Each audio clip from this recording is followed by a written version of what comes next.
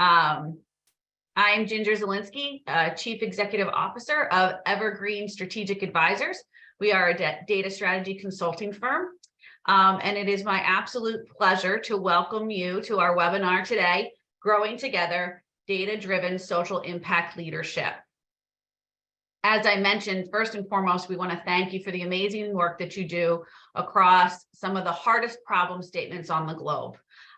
We understand intimately how hard your work is every day, and we appreciate your passion, commitment, and drive. So thank you for getting up today and facing those problems head on and really bringing everything that you do to your work into these problem statements. Today, we are going to talk about the power of leaders and how they are uniquely transformed to drive organizations to be more data-driven. Data.org is absolutely committed to building the field of data for social impact. And we do understand how essential leadership is to transforming organizations and to building the field. We also know how hard it is. Leaders are often faced with not enough resources, strict timelines, multiple funding requirements, retention challenges, combining data capacity with subject matter expertise. These are tricky problems that we all seek to engage in and solve. So we understand the challenges that you all are facing. We also understand how important human and data talent is to building the field of social impact.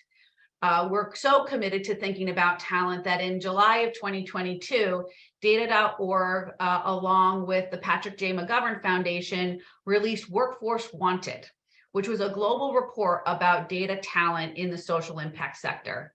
And we identified 4 essential pathways to building a diverse workforce of purpose-driven data professionals. Those 4 pathways included new talent. How do we ensure that new talent coming into the workforce are understanding how data skills can be applied to issues of social environmental questions? 1, existing talent. How do we think about upskilling our amazing colleagues who are driving programs to really think about how they can advance their data skills? 3, how do we think about transitional talent? Let's take some of that skill building that's happening in the private sector and apply it into social impact organizations. And 4, leadership. And really today, we're going to hone in on leadership. We want to focus on the challenges, the opportunities, the experiences, and the lessons learned about becoming data leaders in social impact. Like I said, this work is hard and it's essential. It can feel lonely, it can feel overwhelming, and it can feel extremely fulfilling all at the same time. Our goal today is to create a safe place to support each other, to share lessons learned, and just to have a conversation about the experiences that Joel and Olusimbo and Alan have had both in their organizations today and in partnering with others. We believe in the power of leadership, and that's why I'm so thrilled to introduce our 4 panelists, and I'm going to go ahead and let them introduce themselves. And Olusimbo, please, let's start with you. Sure. Thank you so much, Ginger. My name is Olusimbo Shojiri. I'm the Chief Operating Officer for Solar Sister. I'm based here in Lagos, Nigeria, but Solar Sister has operations in Kenya, Nigeria, and Tanzania. Great to be here, and of course, the US. Excellent. Thank you so much. And how about Joel? Why don't we pass it over to you? Sure. Hi, I'm Joel Gurin. I'm the president of the Center for Open Data Enterprise, or CODE. We're a nonprofit based in Washington, D.C. Our mission is to maximize the value of open and shared data for the public good. So we actually work to help other social impact organizations use data to meet their goals. And we operate both in the U.S. and internationally through a number of international organizations. Excellent. Thank you so much. And last but not least, Alan, could you please introduce yourself? Hello, everyone. Good to see you. Alan Gordon with Save the Children, based in Washington, D.C.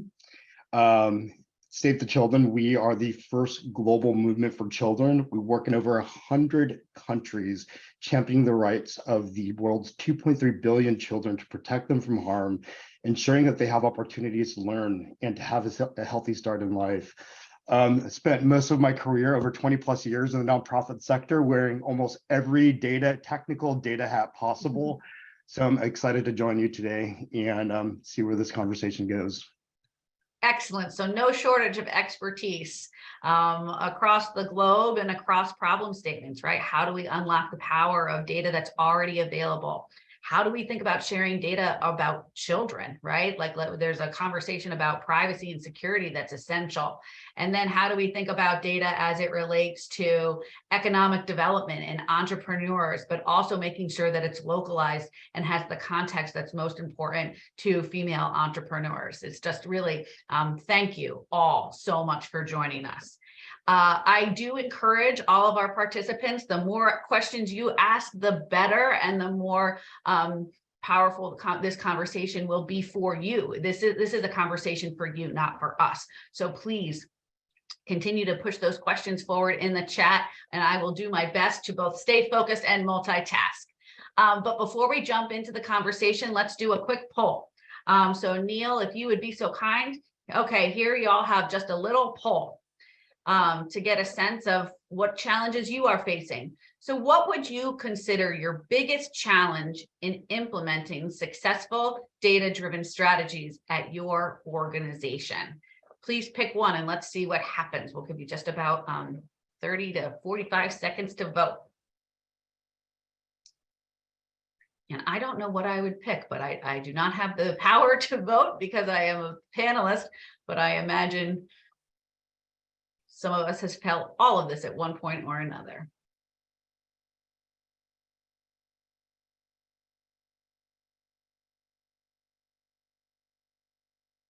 We'll give you another 15 seconds or so.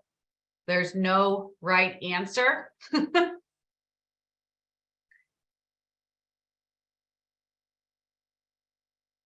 All right, Neil, should we put the results up on the screen? Let's see what we've got. Not surprising. I mean, so all of us are interpreting this data in real time. But what I would share from my interpretation is, there are a variety of challenges, right? That there isn't just one, and that's how it often is in social impact, right? The problem statements we seek to solve are often interconnected, as are many of these challenges in building a data-driven strategy and approach to your organization. So there is a lack of funding. We are struggling with capacity. There are so many places to begin. And quite frankly, in some cases, we are bringing along our boards to understand both the power and the opportunity, as well as the investment required. Thank you so much. That's really helpful to ground this conversation. So like I said, please continue to add your questions to the chat. And I think now we are going to jump right into our first set of questions. And so Alan, I know that you've dedicated your career to social impact. And as you said, you've held pretty much every role there is to hold in a data strategy across organizations. I'm wondering, if you can kind of start with one of those challenges. It's like, where should I start? Right? Like you're in big organizations. Save the Children is an enormous organization. Year Up is a big and growing organization. When you were entering those organizations and thinking about their data strategy, how did you decide where to start? Well, fortunate for me, I came in with the remit of really partnering closely with Sarah Angel Johnson, my CIO, on a data transformation. And so it was clear from the beginning that is actually where we needed to start. And so as we came in with this data transformation, it aligned really nicely with our agency, our strategic enablers around digital and data. But where to start, that is really the key, and really understanding. There's a great data maturity model that's been published by Gartner that really helps you to understand where your organization is. Are you reactive? Are you proactive? And are you managed? And so as you're really moving through this funnel of data maturity, it really helps you to understand, because different parts of the organization might have different data maturity as well. And what I found that some teams were really strong on their path to data maturity, while others really needed some hand-holding and to really try to champion this new model to educate them. So what we did was we led comprehensive benchmarking across each division and led a spotlight engagement to really understand and dive deeply into some of these issues and to diagnose. The diagnostics were a starting point to embark on this conversation that we needed to have with each team. And then really finding who your champions are within each one of those divisions is critical. You really need to build those relationships. And that's really where we started at the beginning of the journey as an initial priority. It's interesting that where you started on your data transformation was relationships. Relationships, you can't accomplish it if you don't have buy-in. Within a data team, we're all hands on deck. Within an IT, business and technology solutions division, you have the support. But when you need to bridge that gap with the business often doesn't understand how the left hand talks to the right and how some of these critical decisions can impact each other. And sometimes it can affect your ability to pull metrics around impact or revenue or fundraising. And so once you start to build these relationships and teach everyone how everything is interconnected, that's where the power really starts to come from as you build and you really nourish those relationships. Yeah, that's so insightful for, just to reiterate what you said is that, finding those champions, and that can be whether it's inside your organization or working with other partner organizations to really hone in on a problem statement and identify champions that want to solve it together. That is such an instrumental first step, and I really appreciate you illuminating that. I do just want to say that we really appreciate, Alan, you jumping in. For those of you that were expecting Sarah, she had a situation that did not allow her to join us today, but we were thankful that Alan could jump in. And Alan, I understand that when you joined Sarah at Save the Children, you had a pretty small but mighty team. And also we know that resources are required to really drive data transformations within organizations. What were some early wins that you experienced that really kind of put wind in your sails or built momentum? Yeah, I will say there is one key area that really got the team excited. Our mantra is think big, start small, and learn fast. And so as we did that across the team, we knew that there was some significant work that needed to be done to really understand the composition of the team. Data is complex, skill sets are complex. The skills needed to support data are complex. And so it really started with building those relationships. Again, going back to the relationships, building and establishing strong relationships within the data team to understand the key competencies within the team and how we start to leverage their skills to really support an enterprise data strategy. Working closely with with our US programs division, we started to work around a prototype and working within a small team and then aligning with the business. It was a really big opportunity for us to look at a prototype, and that's a new way of working for Save the Children.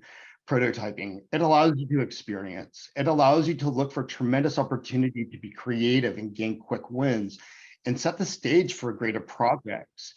And so as we were going through this prototyping process, it was an opportunity for our teams to align and look at how we support the agency at large. And the team got to see where they connect with the mission, where their skills align, and how they can contribute to this larger prototype.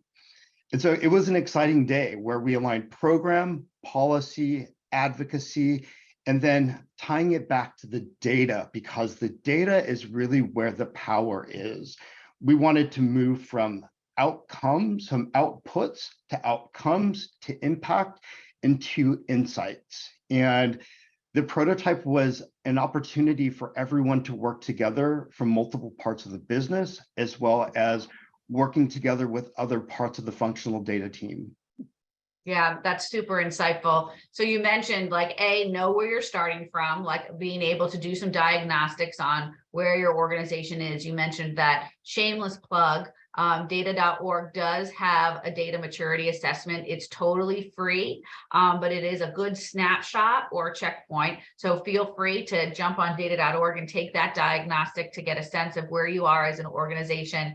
And then Alan, really creating the space where a team can have a win, right? That isn't months and months long, but is there a way that we can use data to solve an important problem or, answer a question that aligns different teams? And I can't underestimate the power of that alignment, Alan, in terms of what you said. It's not just, it is finding your champions, but then it's bringing the team along to understand the power and the potential. Your data team and Sarah's data team is now the largest in your division. And how do you guys continually make the case for resources? Yeah, we have some ambitious goals that we have set out for in this year and over the next 3 years as part of our agency-wide strategic plan that's tied back to our digital and data enabler. Our goal is to triple impact from 1 million to 3 million supporters and grow our revenue from 900 million to 1.1 billion dollars in revenue. Data is critical. As you start to look at your ability to move and achieve those goals, we need data to really help us to understand how we're moving the needle, how we can communicate better with these audiences, how we can engage with our donors, our supporters, our volunteers, and all external audiences effectively. Data really is at the heart of all of that. And so as the team was growing, we had the most incredible support network amongst our entire C-suite, being executive champions for our data strategy. And really on the business side as well, throughout multiple divisions, everyone is a part of these ambitious goals. And they all know that data really sits at the heart of that.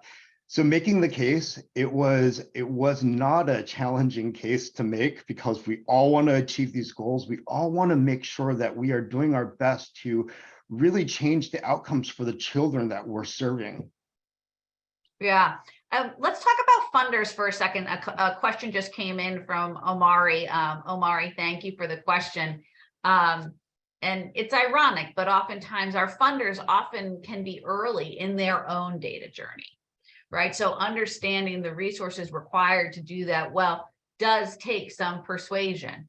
How have you and your team and Save the Children worked to educate funders on the data transformation ahead and how to be successful in achieving it? Absolutely. And that is a really critical, thank you for that question.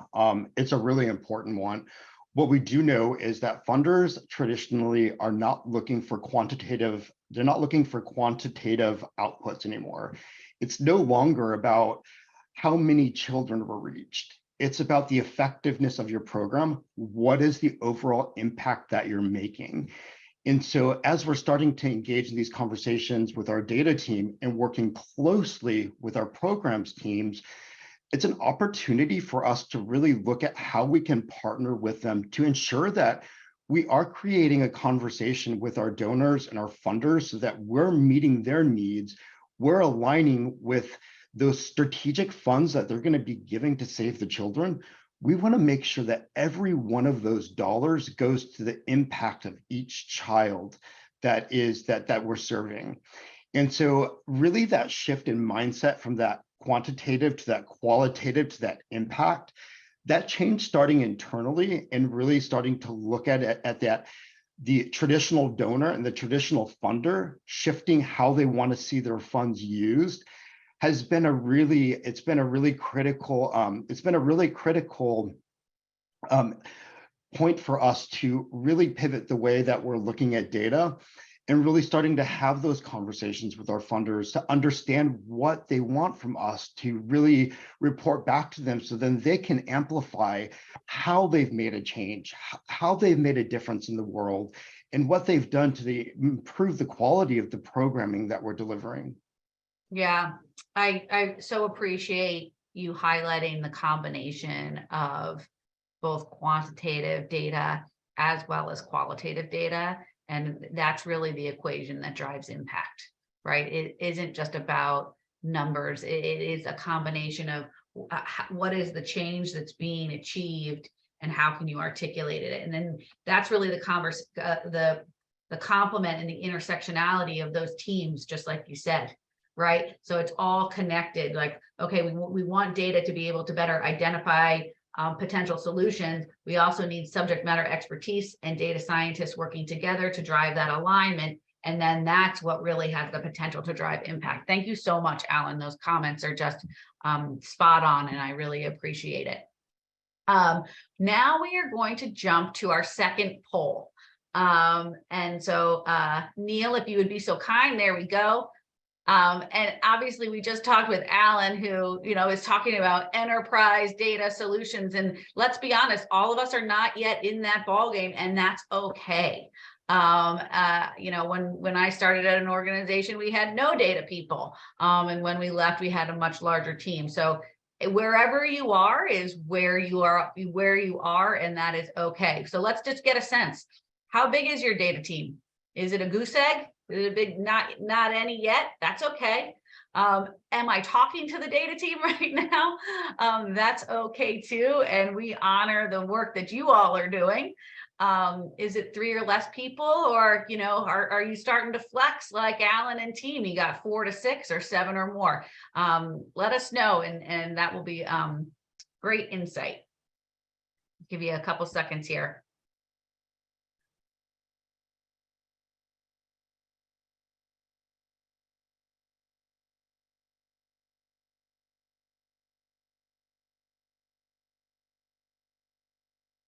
All right.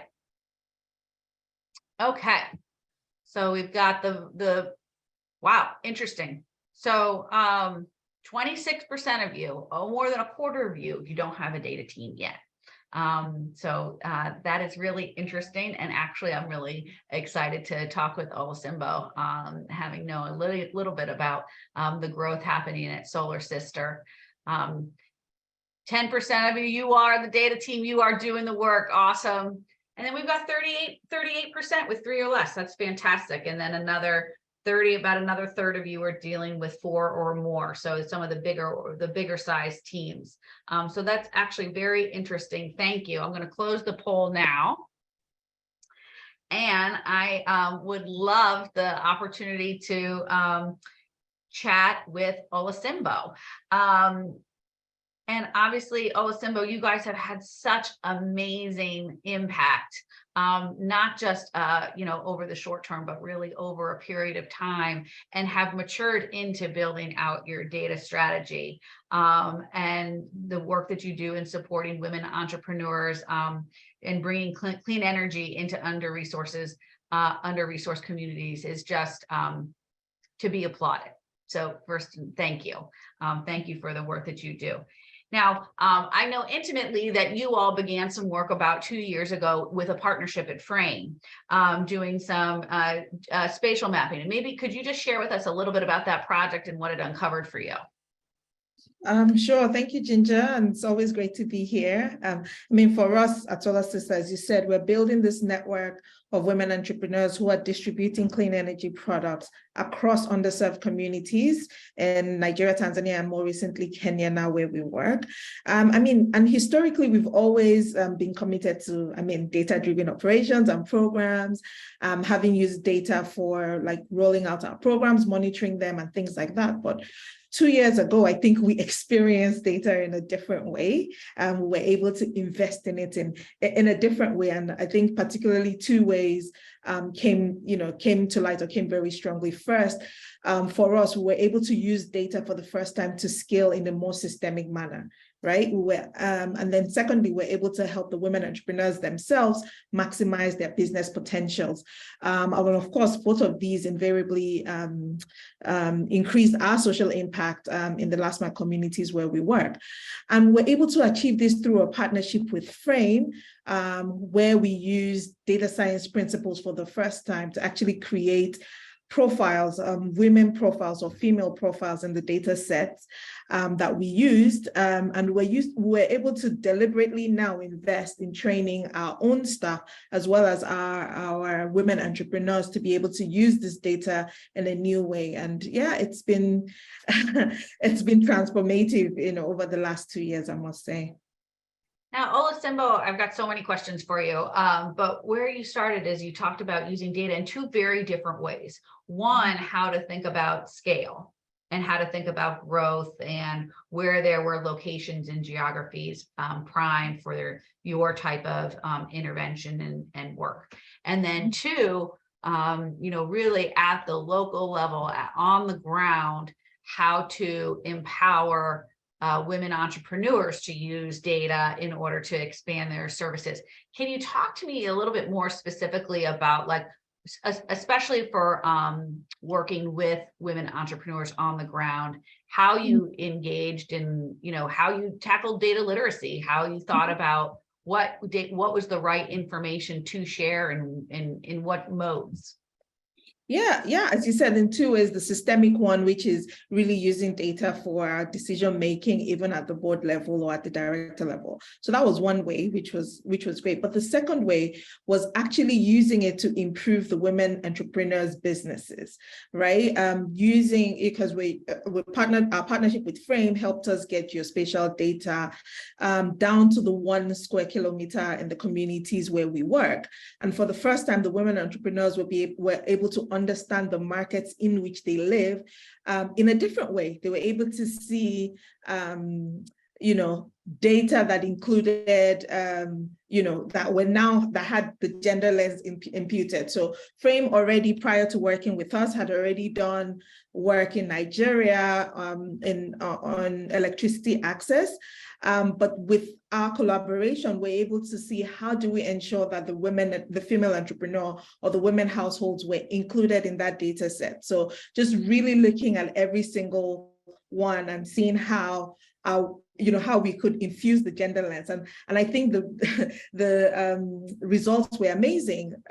Our women now, they just get a text message with 5 new locations, markets around them, knowing already how many households are there, how many are female-led, how many, their potential market size, new information that prior to this project, they wouldn't have been able to have.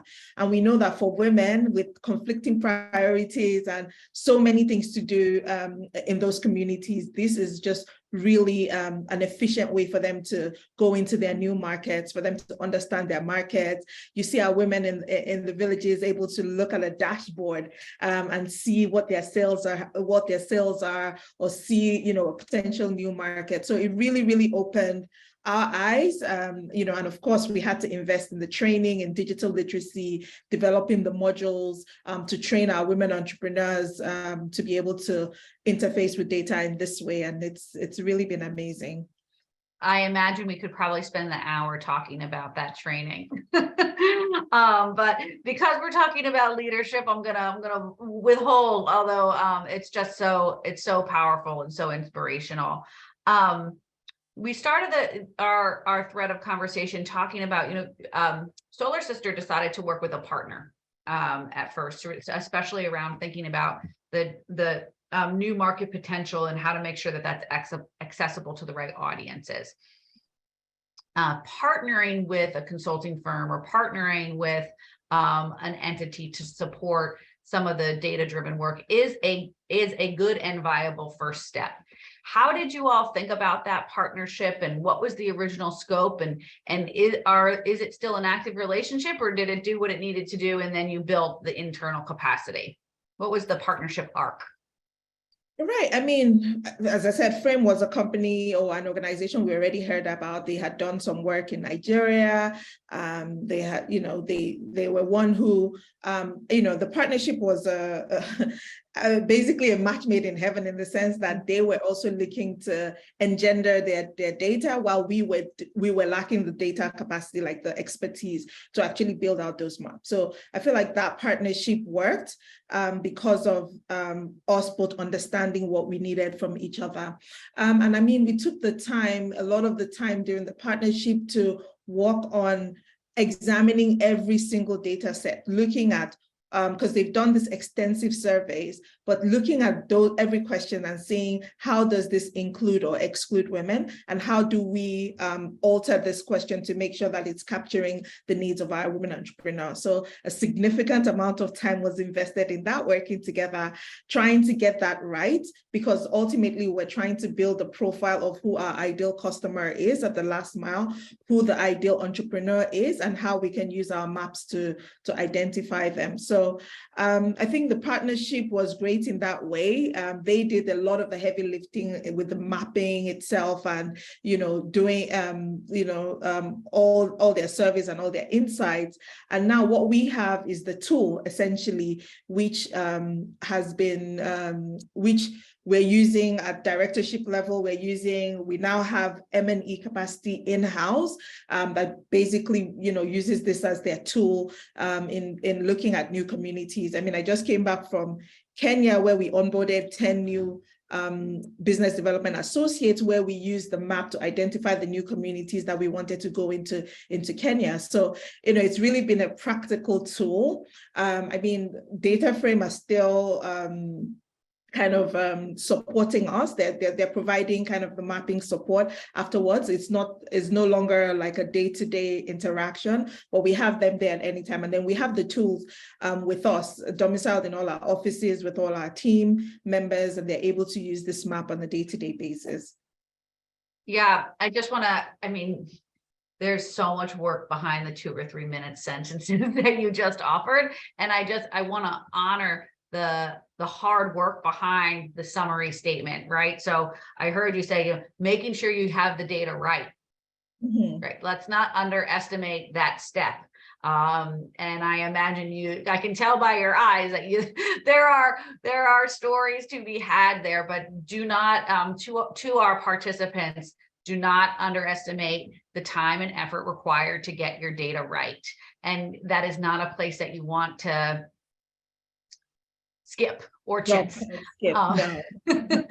And making sure that you had the information that you needed, right? So you and Frame really worked to make sure that you could get the information about women and women entrepreneurs and about the markets in the right way that could really support, again, the goal that you had. So don't want to underestimate that. And then the training, whether or not it's internal, external, customer facing, within your own organization, taking the time to, as Alan said, align and then train your teams or your customers to make sure that they understand how to use the data is so important.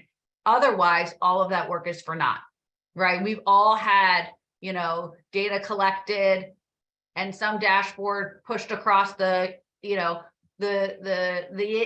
Wide Web. And I'm like, I don't even know what this means. Mm-hmm.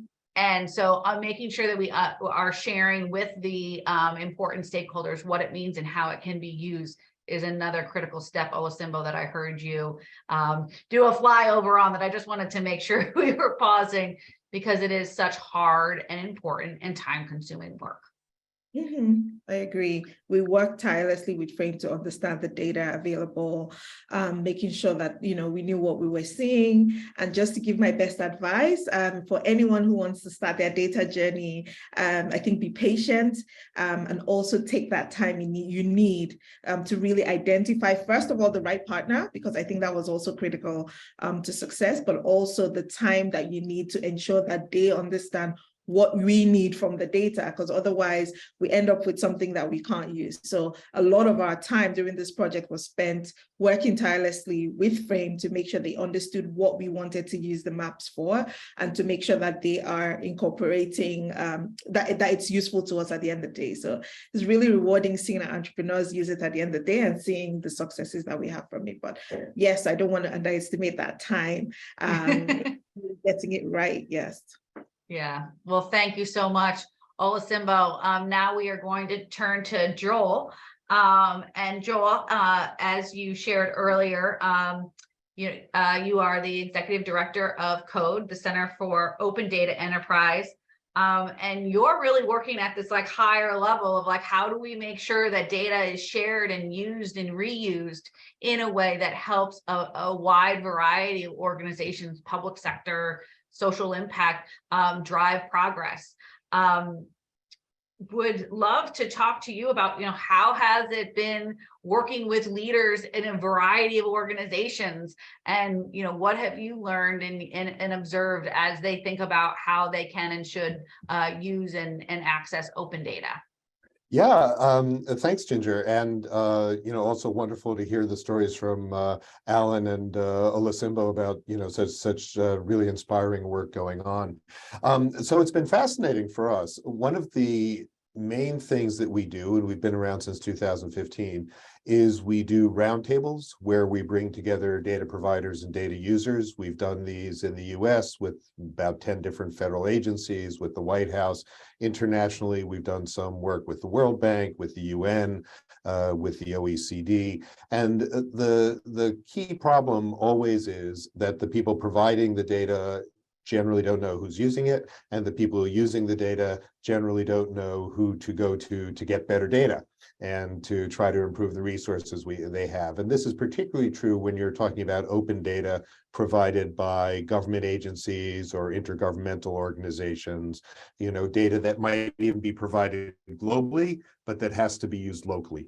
And particularly we're finding internationally that kind of the question of how you put global and local data together, particularly around environmental issues, climate issues, is really challenging, but also very promising. Yeah, we would be remiss not to talk about use, right? And reuse, and as leaders, we often are the signature, right? That like how your data could be potentially shared, used, and reused. When the rubber hits the road, we're the ones signing the paper. What advice would you give to organizations who see either value in their own data or value in others as to like, how do I think about a data use agreement? How do I think about sharing data? Should I? Who should I ask? Yeah, those are great questions, and I think we're really all trying to answer them. So let me talk about a couple of dimensions of that. So the first is the ethical dimension, and what we're seeing showing up in a lot of different areas is some real tension between data gathering, even if it's done by a social impact organization with all the best intentions in the world, and communities whose data is being gathered. The watchword we hear all the time is nothing about us without us. Don't come in, don't do an extractive process where you're coming into a community, even as a NGO, where you're coming into a community and trying to get data from that community so that you can be helpful in your view. The way that you see being helpful may not be necessarily what the community wants. The conundrum that we have is that data is often most useful when it's at a really granular level, when it really gets down to the block or the neighborhood or the individual house or the individual person, because you can do much more sophisticated analysis when you have that kind of detail. But the more granular you get, the greater the risk is that you're going to invade somebody's privacy or inadvertently release information that could actually be harmful to them. So that's a major kind of built-in conflict. The only way to resolve it initially is to be sure that you're truly engaged with communities just to get their input and check the box way, but that you're really partnering around data gathering and data use. So I would say that's kind of the first criterion before you think about even using data yourself, let alone sharing it. That's very insightful, and I think it connects so nicely to what Alan and Olasimbo said, right? Is that, make sure that you have the right champions and that you're aligned with the group of people that you will be influencing and supporting. And then also make sure that we're open and honest and doing the right level of training to make sure that people understand. I'm curious if you could talk, open data sounds so mysterious, right? Like, it's like, where is it? Right. Yes. Like, can I have some of it? So how for leaders and for organizations across the globe that are thinking about, what is my data strategy? Should I be using external data? How would you encourage them to even understand what's out there? Sure. Well, I think a lot of the solution is going to other organizations that have been working with data, looking at the kinds of analyses they've been able to do, looking at how to prioritize the use of data.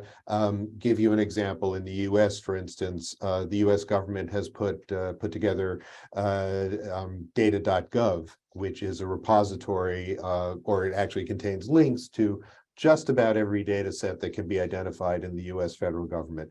There are, at last count, more than 300,000 of them.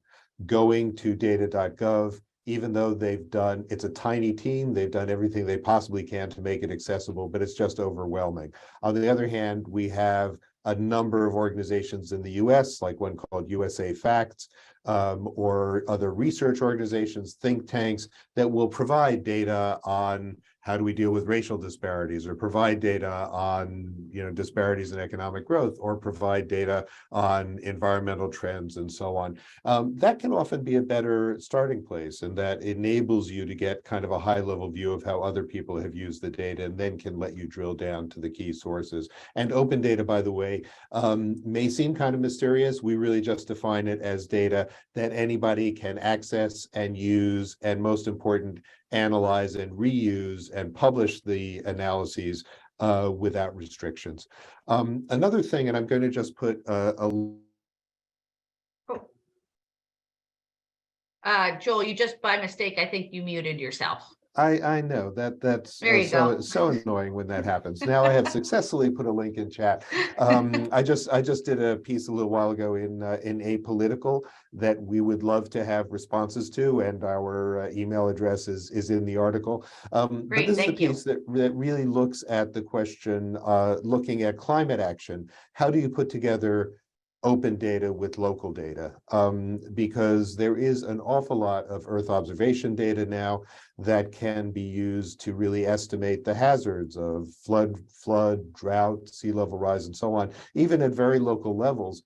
But the problem is that if you really want to know how to prepare and improve climate adaptation and resilience, you have to put that data about the probability of a hazard happening together with data about how well prepared your particular area might be in terms of infrastructure, emergency healthcare, disaster response, and so on. So we're actually very interested in ideas that all of you may have about how to bring open data together with local data in more effective ways, because we see that as an area of great opportunity that I think we're all trying to figure out right now. Excellent. This is just a reminder, we've got just about 15 minutes together. So this is the time for our participants to really get their questions ready to go. You can start posting them in the chat. And Joel, I've got one for you right now, Okay. before we open it up to the full panel. I think, again, it's this balance of how do we, and this is from Joseph. Joseph, thank you for the question. How do we ensure that we can continuously protect the data that we have on our clients, but then also be able to use it to enhance our growth, right? So it's how should leaders really think about that balance of wow, there's such opportunity in maybe mining this data, but then we also want to be out front in making sure that we're protecting it and honoring it. So, how do you have thoughts or recommendations for leaders who are trying to really strike that balance? Yes, I do. And the first thing I would say is that it's an individual decision for every organization and every type of data. But I think you can talk about this general issue of privacy protection and strategies towards it in maybe, let's say, about 4 different ways. So the first is technical approaches to de-identifying data. What are the things that you can do to remove information that would make it possible to identify an individual? And there are many different ways now, which we won't go into now, but if you have a good data scientist either on your team or one you can talk to, there are many technical approaches to doing that. Another is to control who has access to the data. So we see this, for example, with a lot of US data from Centers for Medicare and Medicaid Services. If you are a researcher, legitimate researcher, you sign a certain kind of agreement, you have legal constraints about sharing the data with anybody else, you can access it and use it, but that really minimizes the risk that anybody out there could use it and misuse it. So restricted access is a second category. Third category would be the kinds of community-based agreements that I was talking about before. You know, if you really kind of meet with the people whose data you're using, with groups, communities, organizations that might have the greatest interest in how the data is used, you can really develop a partnership that guides how you balance the need for analysis with the need for privacy. And then the final one is individual consent. We see this in healthcare a lot. You know, it is now possible, for example, if you're a patient at a major hospital, to give consent for your data to be used in scientific studies. Right now, the way that works is you can only give consent for one study at a time. There are people now looking at what they call an approach of dynamic informed consent, where you might be able to say, for any study in the future on the particular problem I have, I'm allowing my data to be used under certain conditions. So it's really a combination of kind of consent, policy, and technical solutions. I think the right mix of those is going to be different in every situation, but there's really a lot of tools that go beyond just the technical approaches that can be very helpful. That's a fabulous summary. Thank you. Well, thank you. I'd love to invite Alan and Olasimbo. Thank you, Joel, so much. Back to our virtual roundtable here, so that we can continue to answer some of the questions posed from our participants. And please continue to send along these great questions. This is a question from, I want to make sure I pronounce it the best I can, Okoa. And then this is a balance of this is for you, Alan, and it's an interesting question. It's like, Save the Children is so big versus then a lot of smaller organizations. And, how do you balance, learning what Joel said about kind of that local context and making sure that you are embedding that qualitative approach to thinking about impact. How do you balance kind of these local data needs versus really your enterprise solutions? I think Okoa is curious to explore how you think about that strategically and operationally.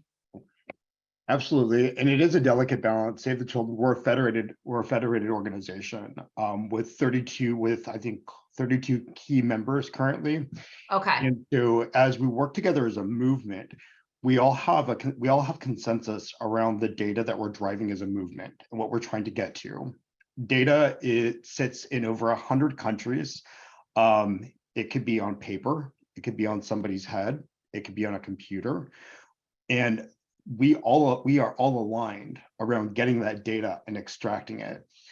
And it's really important as we're looking at a movement. So there's two angles that we have here. We have both, from the Save the Children US side, what we're driving on the US side, and then what we're driving on a movement-wide level. And so at any given moment, we're really in the tail of these two worlds where we are balancing both at the same time. It's complex, I will say. It is. Yeah. It is really, really challenging. We have key indicators that we're tracking on the US side, but then we have these ambitious qualitative these data points that we're trying to get to on the impact side from international.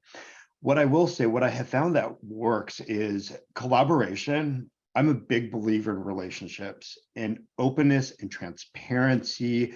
The more you can collaborate and build those relationships and have joint understanding on a global level, that also trickles down back into the US as I'm working with colleagues in the US, really defining and having an understanding of what indicators are you gathering?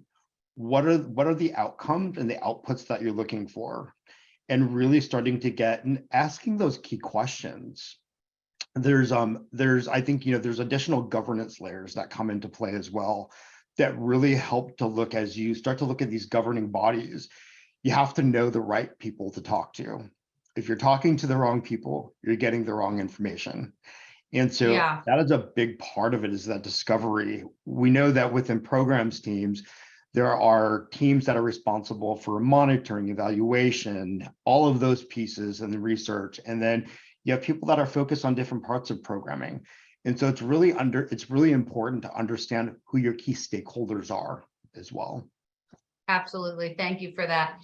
Olusimbo, when people when they start thinking about their data strategy, it's like, well, what am I measuring and evaluating and learning, right? So it goes quickly to like this evaluation, which we learned when we wrote our data for social impact global report. Like, that's often funder led, right? It's like, well, what am I measuring? I have to measure it so I can tell them that I did well, so that I can get more money, so I can keep on doing what we know is important, right? And I think breaking that cycle is so important to really advancing a data strategy.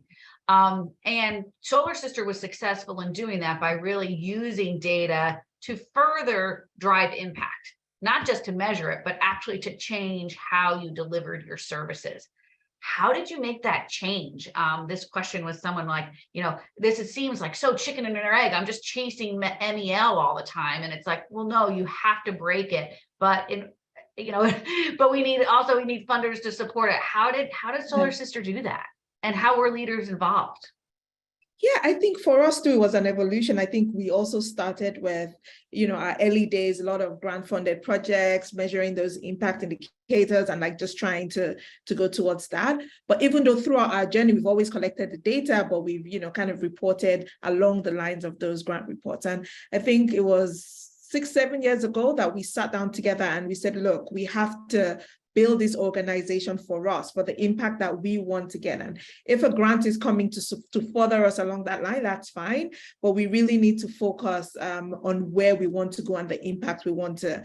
And we just did that again recently, which is like level 2 of our strategy, which is, look, we have 3 big things we want to do. We're looking at gender equity, we're looking at energy access, we're looking at climate action, right? What are the things that we want to do? And by we, I mean the 3 Africa-led directors of the country coming together to say, what do we want for our communities, for our countries, putting that together into a document. And we're saying that, look, any grant or anything that has to come along on that journey, but we're no longer going to like go out chasing whatever new money is, right? Because we found that that's really distracting. And one of the things that the data.org project helped us do was to concentrate on Solar Sister's impact. Like everything that we were doing was around how do we improve the impact of the organization, not how do we meet what the donor requirements are. And I think that really helped us move things along. And everything that we've done has now been entrenched in how we do things as an org. It's not just like a one and done, but it's now us really embedding this new way of working to further reach our journey. So I think for social impact leaders, it can be quite distracting. Yes, but it's a lot, because finances are really important. And I don't just mean to disregard it, but really you need to focus on your impact. You need to focus on where you're going. I can't underestimate what you said, Olusimbo, and part of it is being brave. Right? And saying that, like, we see the potential here, we see the problem to be solved, and we are going to dedicate resources to it. Like, it is about risk sometimes. And as leaders, we're in that unique position where, you know what, we're going to take this risk. And it's not just going to be about answering the funder questions. It's about why we exist and why we come to work every day. So I really appreciate, it's just, we have to take those risks sometimes. And we are in a new world, and this is a new tool. And sometimes we may make a mistake, and that's going to be okay too. So Unfortunately, we are coming to the end of our hour as per usual. It has flown by. So just one last question, and this is just like, we're going to do a quick speed round. And Joel, I'll start with you. I'll go Joel, Alan, and Olasimbo. You can wrap us up. This is where you are, the advisor to organizations that are just getting started. Where should they start? Joel, over to you. Start with the questions that you most want to answer and the impact you most want to have. I think the one of the best quotes we've heard in our work is from somebody at an environmental justice forum who said, "I want data that can help me win a lawsuit." So if your goal is advocacy, you want data that can help you win a lawsuit. If your goal is providing services, you want data that will connect people to services. Get your question really clear, and then find people who can help you find the data to answer it and take effective action. Excellent. Thank you. And thank you for joining us. Alan, over to you. I echo a very similar approach as well. What are you trying to solve for? What is going to move the needle? What is most pertinent to your mission? As you start to really look at your strategic goals for your agency and your organizations, really align your data strategy around the delivery of those strategic engagements and goals and KPIs, and then build relationships. Relationships are so important. Data is a very uniquely positioned group of people because it's diverse and it's a neutral group. And so it's an opportunity to really establish those relationships, but get to know your stakeholders. You can really harness a lot of that power from those stakeholders. Awesome. Thank you. And Alan, thank you so much for jumping in. It was a pleasure to learn from you. Olasimbo, bringing us home. Yes, and in addition to what Joel and Alan have said, my best advice, especially for those who are just about to start building their data capacity, is for them to be patient, take the time to really identify the right partner, especially if you don't have those skills yourself. And once you do, take the time to build into your project plan, build working with those partners so that they can understand your data needs and they can also deliver on what you need. And don't give up, most importantly, it's a journey, turns, twists, but ultimately it's worth the effort. So just keep at it. Oh, thank you so much. What a great way to end. Olasimbo, Alan, and Joel. I so appreciate learning from you and having you share the good, the bad, and the ugly. What I heard from our panelists is know your problem statement and hold on to it. Know your stakeholders and build those relationships and be patient with them and yourself. This is hard work, but there is amazing fruit to be had. So thank you all. Let this be the beginning of a conversation. If you need help, reach out. If you have a problem, find a group of people for which you can communicate and talk and hash it out. This is hard work, and we know that you all can do it as we continue to build the field. So thank you so much. Have a lovely rest of your day and go get them.